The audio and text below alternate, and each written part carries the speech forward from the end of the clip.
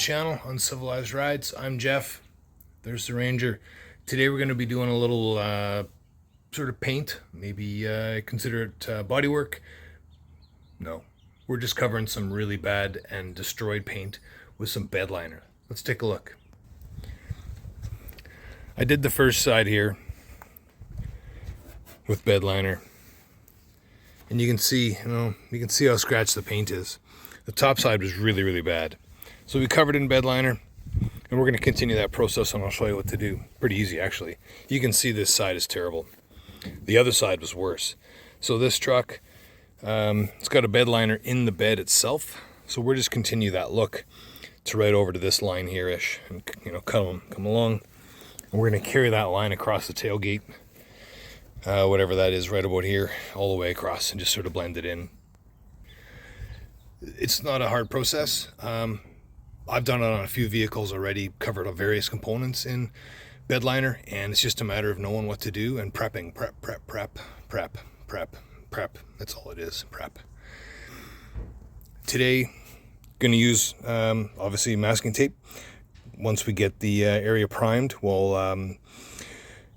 cover the parts we don't want bedlinered in plastic, of course. That's our method of destruction. 100 grit seems to work really well. Again, we don't need to worry about it being smooth. We need to worry about being roughed up. 100 grit is perfect. That's what I used on this side here, and it worked excellent. And here's the product we're going to cover it in. Duplicolor truck bed. This is a brand new can. I ran out on this side. So what I'll do when I'm finished this side, I'll put a light coat to match on this side. So you can see, camera can probably pick up a little bit of the blotchiness of it. So once we get the one side scratched up and painted, we'll come back and complete the other side. And then we'll call that job done, and then we can move on to the roof. The roof is terrible. The clear coat on the roof is completely gone, and well, the paint is almost down to the primer. So we'll have to address that as well. I'll keep you updated and show you once we're done. Welcome back. A quick walkthrough of what I've done so far on the truck. We've prepped with the quick wipe. I gave it a quick soap and water wash to get rid of everything, and then I've taped. You can see the body line I've taped, and that's a little, I think that's actually the hardest part. Taped all the way around, top of the tailgate as discussed. And then I made sort of a dam where I'll attach some plastic so that I can fold it over and protect. Next, here we go there, the trusty sander. I've got 100 grit on there, she's ready to roll. Couple of notes, if you're gonna do this yourself, sanding is easy, but you have to be careful when you get to the paint line. One thing that I've learned the hard way, repeatedly, is as soon as you bring your sander close to the tape line, you're playing with fire. The tape line can move. You can go underneath the tape line with your paper. So what I typically will do, we'll get extremely close to the tape line with the sander, and then I will do the rest by hand. And I'll show you that because it took me a little while to figure that one out. And hopefully this helps somebody out there. So let's get rolling. I'm going to take it down to the primer in some cases, maybe even the paint. There is some rust spots here and there, so I'll get down to that. If I need to hit it with a primer, if we're bare metal, a quick primer, and then I'll hit it with the body, the bedliner. Be right back. Progress update. Here you go. A couple things. You notice I'm under a tent. Yeah, working in the direct sun, it's hard on yourself, and it's really hard on the material, and it actually makes the surface too hot to work on. So you gotta take care and protect the surface you're working on. So you can see I've scuffed the heck out of this all the way down. And what I do is when I'm done with the sander, I just take a wet rag, go over it, and you'll see if there's any shiny spots. I've just gone over and manually done it, scratched it up. And you just go through and you make sure you don't have any shiny spots. There can't be any shiny spots.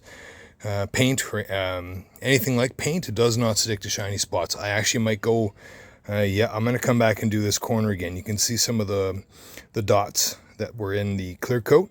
So I'm going to come back, and this just dried, so I'm going to come back and redo that. But other than that, it's pretty much ready to go. So the next step's going to be finish that corner like I mentioned. Then I'll give it a wipe, make sure I'm 100% happy with that, and then start masking it off with the clear poly. And again, there's no rocket science there. Again, no rocket science. It's easy. Cover off where you don't want paint. It's easy. The biggest thing is today's a bit of breezy day, so I got to block some of the breeze from coming at the side of this, and that's pretty easy. Put up a panel, just put something in the way. I think I'm just going to wrap the corner with a curtain panel that I've got laying around. That'll be it. So next time you see this, it's going to have the first coat on. I'll also do the tailgate. The tailgate, nothing really to show you there. The hardest part was getting the line straight across. And my technique, in case anyone's wondering, I don't make how-to videos. I make how-I videos because they're a little uncivilized. Two things that I did that probably a body guy or paint guy would just laugh his head off. Or her head off. It doesn't matter. Laugh their head off would be I use my thumb. So I went from the cuticle to the tip of the nail from the top of the body line. So the body line was a little indent that ran the whole length of the bed and the tailgate. And I went approximately that far up. Where I got that from was on the other side, there was some heavy damage that I had to cover, and it was approximately that far from the body line. So that's how it all started, and I just continued that around as best I could all the way through. Oh, welcome back. Sit rep. We're done. Let me show you. Turned out pretty good, right? A little blotchy. You see, this product again is not meant for finish, as in like paint. So it does go on blotchy. It didn't really help that the paint can kept plugging on me. So anyways, it looks way better than before. It's covered, it's preserved, and quite frankly, whatever. Doesn't matter. Tomorrow, I mask it off again, the quick version, and give it some black paint, and that'll even out all the inconsistencies of the blotchiness aspect of it. So there's a reason why professional painters don't work with paint cans, and it's many reasons, but one of them is like jamming or blockage. You get a bit of blockage in the head, it changes the spray pattern, it changes the texture, it changes everything. So there's many reasons why pro painters work with pro equipment, and that does not include paint cans or especially the cans full of thick undercoating type rubberized material. It's just, if it goes sideways on you like it did today, I mean, all I did was stop, take the head off an older can, put it onto the new can, but then of course, well, that's a whole new texture. So, well, whatever, it doesn't matter. It's there for protection. I think it looks good. It's sort of a rough and tumble kind of truck, so that's the look I'm going for, and it's protected. And if we don't like it in the future, you sand it off. Bit of a pain in the ass, but you go through a few pads, sand it off. Anyways, it's all done for today. Thanks for joining me. Remember, it's fairly simple. The magic is in the prep. Not a how-to video, it's a how-I video. A little uncivilized, but that's how I roll. Thanks for joining me. Talk to you later.